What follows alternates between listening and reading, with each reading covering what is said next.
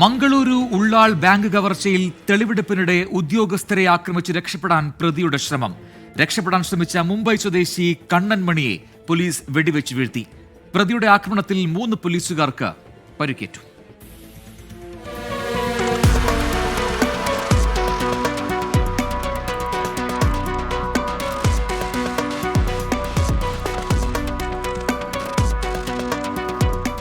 വൈകിട്ട് പ്രതികളെ തെളിവെടുപ്പിനായി ഉള്ളാളിലെത്തിച്ചപ്പോഴായിരുന്നു സംഭവം.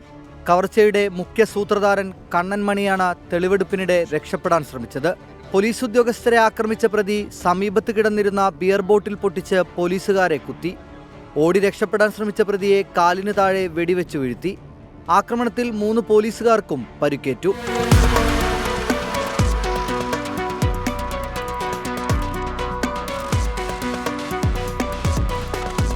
പരിക്കേറ്റ പോലീസുകാരെയും കണ്ണൻ മണിയെയും ആശുപത്രിയിലേക്ക് മാറ്റി. കണ്ണൻ മണിക്കെതിരെ വധശ്രമത്തിന് കേസെടുത്തു. ഇന്നലെയാണ് കണ്ണൻ മണി ഉൾപ്പെടെ കേസിലെ 3 പ്രതികളെ തിരുനെൽവേലിയിൽ നിന്ന് അന്വേഷണ സംഘം പിടികൂടിയത്. ഇവരിൽ നിന്ന് കവർച്ചയ്ക്ക് ഉപയോഗിച്ച തോക്കും മറ്റ് മാരകായുധങ്ങളും കണ്ടെടുത്തു. കവർച്ച നടത്തിയ സ്വർണവും പണവും കണ്ടെടുക്കാൻ വേണ്ടിയുള്ള അന്വേഷണത്തിലാണ് പോലീസ്. കവർച്ചയിൽ നേരിട്ട് പങ്കെടുത്ത 2 പേരെ കൂടി പിടികൂടാനുണ്ട്. 24 കാസർഗോഡ്.